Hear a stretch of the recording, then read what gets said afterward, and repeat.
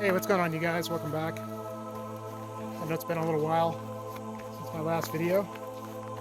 It's September 26th, and I am in the Wahatoya, the Spanish Peaks. It's called Wahatoya, which translates to the breast of the earth. And this is very south central Colorado, this location.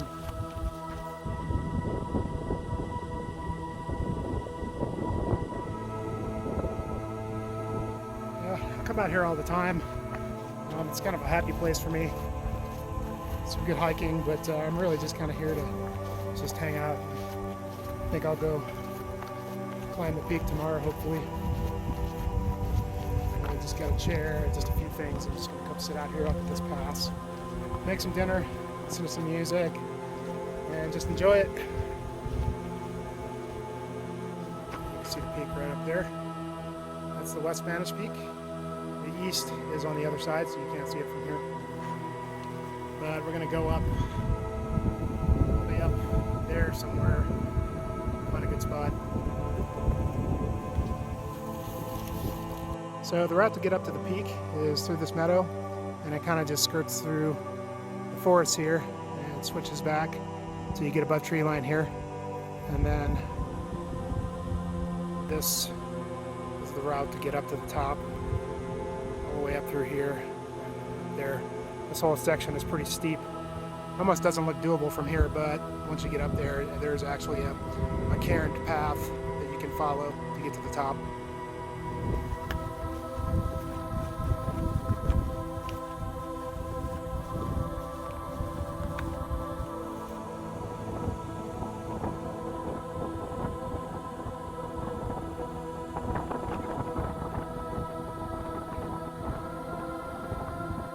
Cheers! I found a nice little spot here nestled away from the wind, and I've got a nice view of the Sangre de Cristos over here. The sun's going to set here in about an hour. It's about 6 o'clock. So I just brought a couple beers and I got some dinner I'm going to make before I go back to my campsite, which is just about a mile away. It is definitely a lot windier and more overcast than I was expecting, but still pretty nice, starting to get a little cold. Should be a nice sunset. So I'm going to kick some tunes here in a little bit and just check out the peak up there and kind of reminisce. A lot of good memories from this place, and I always like to come to this open area here to chill out, watch the sunset.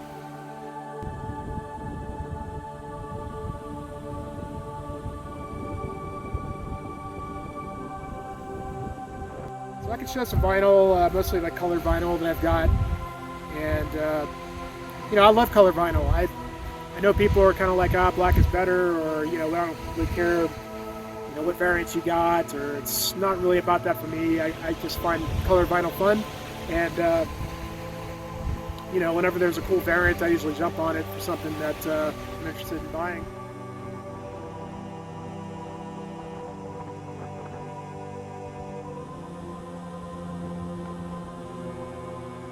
So the most recent Vine Rune releases I've gotten were like 4 or 5 records, and starting with the Panopticon Live album, really came out nice. Live Migration, really nice gatefold 2 LP set, clear with purple and orange splatters, and it also came with a CD. Now I'll kind of echo what everybody's been saying, that it's so cool that Vine Rune has been including CDs with the vinyl releases lately.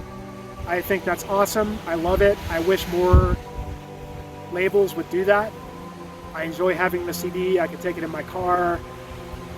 You know, if I don't feel like messing with the vinyl, I can just pop the CD in. I just think that's such a cool way to, you know, get all the formats. They include a download card as well. Another band that I wanted to talk about would be Canis Diris with Independence to the Beast. Hadn't really heard about these guys before. I have kind of interacted with Todd, the songwriter in the band. There's 2 guys in the band, Todd and then the singer Rob, I think. I've kind of interacted with Todd a little bit, and kind of got to know him through YouTube and Instagram. So the Canis Dearest release, Independence to the Beast, their first release on Bindrune Recordings. Love the cover art, comes on a bone white vinyl, and of course the CD as well. And this is a freaking great album, man. I haven't really seen too much talked about it. I've been sitting on it for a while, been listening to a lot, and it really, really is a great record. It kind of treads between sort of, you know, caustic black metal and sort of the neo-folk leanings. There's definitely some Agalloch in there. When I first got the record, I was kind of thrown off by the vocals a little bit. At first I wasn't sure if I liked them or not, but as I've listened to the record a lot more, I really, really dig the vocals. They're very, very caustic. And, you know, the band Canis Dearest, that name translates to direwolf. Not sure which language that is, but, you know, in a lot of ways the vocals kind of sound like, you know, a wild animal. They're so just insane sounding. And at first it was almost a little bit too much for me, but I've grown to really, really like them. And they're very unique. And almost like the guy sounds, you know, it doesn't really sound like a dire wolf. He almost sounds like a wild panther or something like that. But, you know, the album kind of weaves between the harsh vocals and spoken word on the neo-folk parts. Pretty cool. But, yeah, I've been really happy with this record. I think they've done a great job. There's a nice mix of stuff on it, starting with the intro track, which is just a banger to start with, black metal. Going into the song, I believe is called Brother, which is more of a neo-folk track, reminiscent of older Agalloch. And then the penultimate track is, I believe, the third track, Mother and Child, which is really, really just an awesome song. Just very different, very brooding, very slow and kind of doomy. As the record goes on, it kind of just, every song is kind of different. But leading up to the very last track, which I really, really love, forgot the name of it, but just from top to bottom, great record. Great job, Todd, if you see this.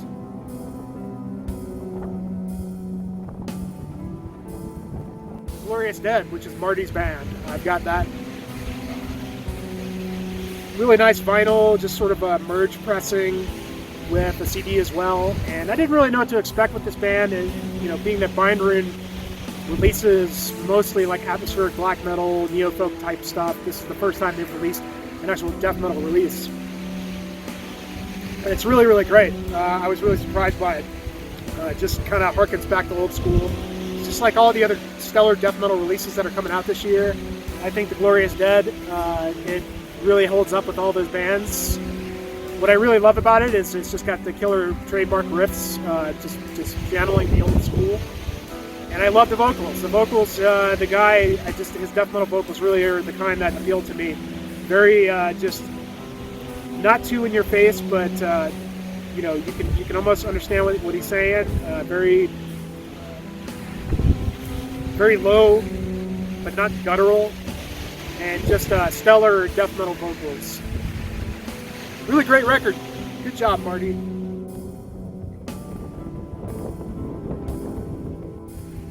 $20 Spin has had a fabulous year. Just about every time they announce something, I usually just pre-order it because I love their color variants, and I always figure, you know, if I don't like it, I can always sell it. But all the $20 Spin releases, yeah. So I'm trying to think of what's, there's quite a few. I think we're starting with that Althar record, Providence. This is a really great sort of old school, doomy, death metal record with like some black metal tendencies, but very unique riffing, kind of low and high vocals, great songwriting. And the pressing I got was really nice. It was sort of like this gray and white merge with splatter kind of deal. Looks very nice. The next one I really, really love is the Bedsore record. Let me see if I can pronounce this correctly. Hypnagogic Hallucinations, I believe is the name of it. Band from Italy. And this band kind of fits more into the sort of psychedelic, borderline maybe progressive, but old school death metal, kind of like what Horrendous was doing, a little more weirder, but just, I don't know, this is probably one of my favorite records this year, and the pressing was really nice. It came in like a blue and red merge with like a white splatter kind of deal. Very sexy looking. Really, really love this record. It's got a degree of melody to it and just kind of weirdness that just kind of makes it unique. It's definitely in that just sort of psychedelic realm of, and they're starting to, starting to see some more of these type of bands come out like Horrendous. And then Swevin, which is another one that I haven't talked about, but I've just got that one recently as well. Double LP. Beautiful gatefold, Band Records, always does a great job. Nice hard cardboard sleeves for the vinyls, just like a blue or black smoke type press. Really great artwork. This is probably my favorite release of this year so far. And like that sore, it's sort of treading in that psychedelic, borderline progressive, but old school kind of death metal. In fact, this one, the band Swevin, if you don't know about them, rose out of the ashes of the band Morbuscron, and the main songwriter for that band went on to do the Swevin record, not Morbuscron, Swevin, which was the last Morbuscron record, but now the band Swevin. He's kind of taken that sound into sort of the next level. Very, very progressive. It's an interesting listen because I almost feel like it's not even death metal except for the vocals. The vocals are very just tortured and polished type death metal vocals. Honestly, I don't know what else they would have done with it, but the music itself, I mean, there's no blast beats or anything like that. It's just very melodic, progressive, kind of experimental stuff. Really, really good.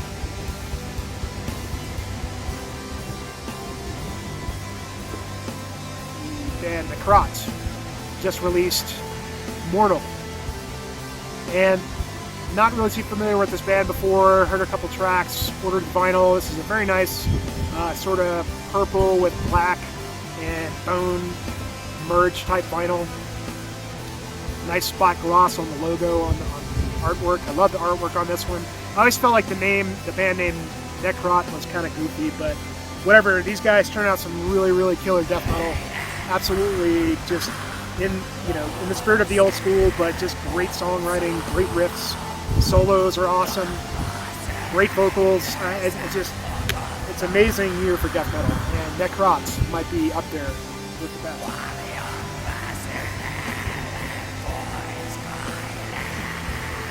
The most recent Gatecreeper album, Deserted. Another band that I kind of slept on. Another case where Relapse did just a recent repress of the record, so I went and listened to it some more. Really, really like this one. Another old school death metal, but writing great songs. It's got the kind of Swedish sound to it, mixed with like Obituary, very slow, brooding, and sort of an atmosphere with very slight melodic tinges that it has. But another great one. It's a really nice, very sexy looking vinyl. It's like a gold and violet merge with like a rainbow splatter. Very, very nice. Yeah, so how much more death metal can we do? It's been a great year for death metal, but I'm starting to feel like the more atmospheric black metal is starting to come out since the weather is getting cooler. And I have actually had this one for a little while, but this is kind of atmospheric black metal meets summoning worship. The band is called Moon and Azure Shadows with Age of Darkness and Frost. This is another very, very sexy vinyl pressing. Black and it's like a black and green with like a white splatter. This is really, really good. If you like summoning, very much in that style, but I've heard some of the summoning clones and they always sound just like this. Sounds kind of like summoning, but it has a lot more like black metal moments and very orchestrated, kind of doing its own thing, and very, very good. Hope you enjoy this. It's starting to get a little cold, but I'm gonna go ahead and make my dinner and have a couple more beers, watch the sunset, take a little bit more video, and head back to my campsite.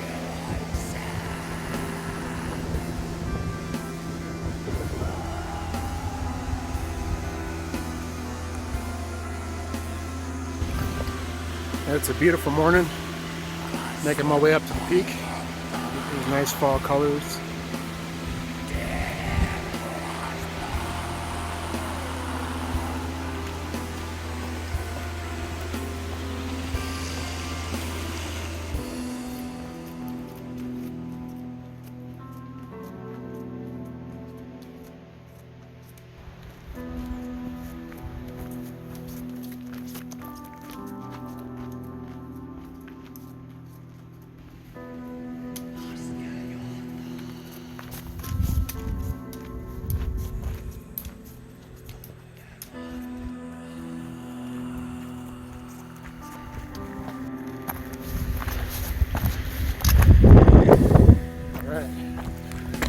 About to the approach, just above tree line.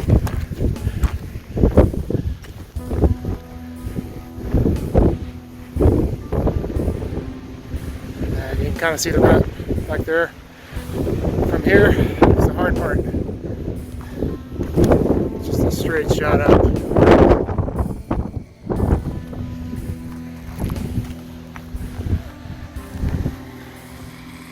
So I'll take a little break. The West Spanish Peak is known as a 13er, 13,000 feet, 13,000 feet and some change.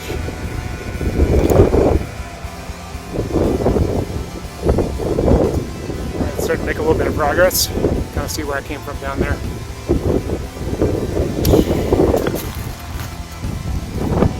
Ways to go, kind of loose. It's not too bad going up and coming down.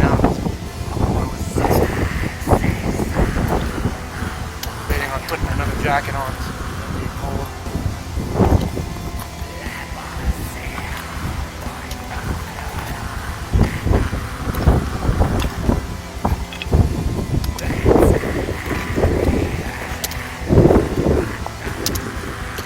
Other folks right up there.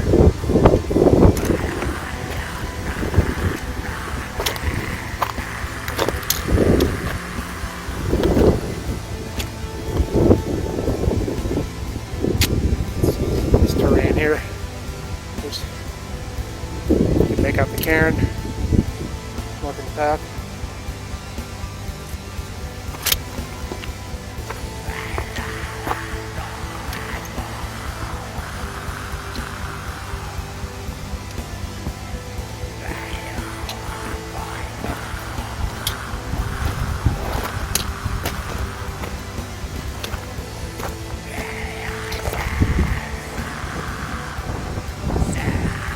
Careful up here. The rock is pretty loose. Easy to hurt yourself or slip and twist an ankle or something like that.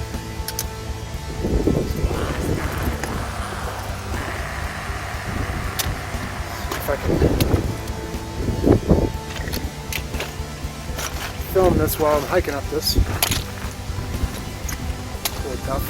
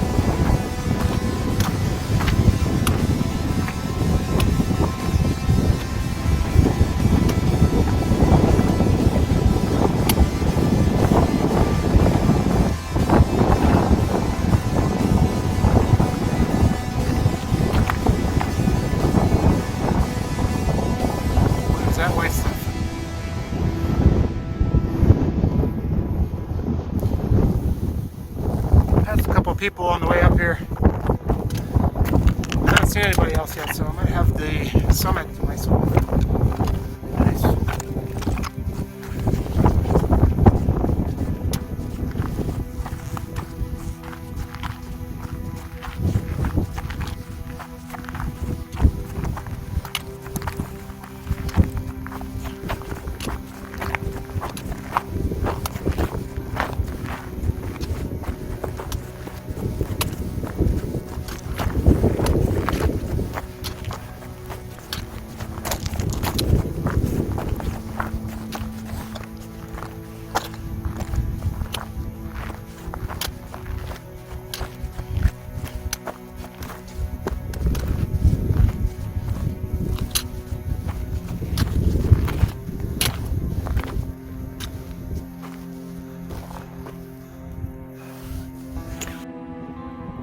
The summit is right up here.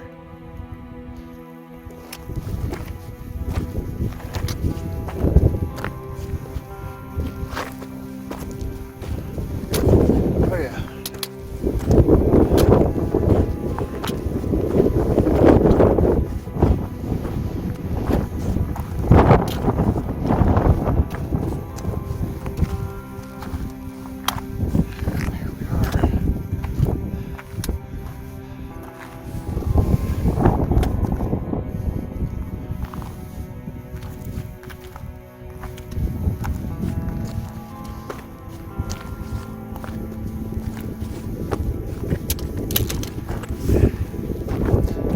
Summit of the West Spanish Peak.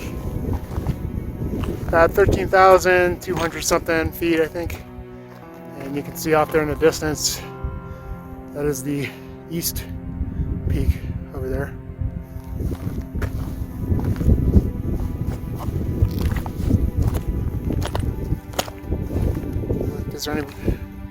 Doesn't look like there's anybody up here. Usually when I'm at elevation, my lips get a little numb, so I can't talk very clearly. Feeling pretty good today, though.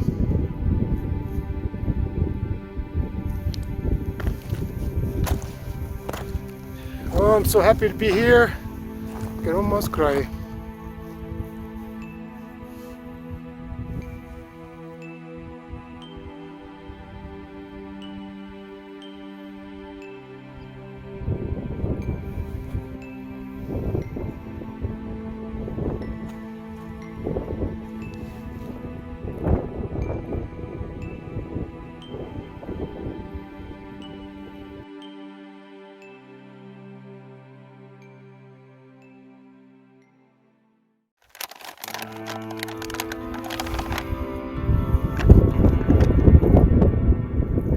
Not as windy as I thought it'd be up here. Still really hazy from all these fires we've had this summer.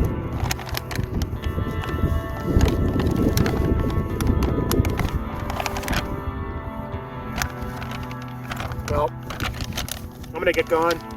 I'm not gonna film any going down. It's just gonna be too much of a pain in the ass. I'll see you guys down at the bottom. These are called Bristlecone pines.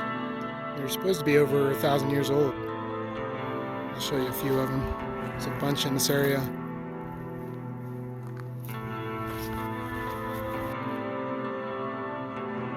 That one's really cool.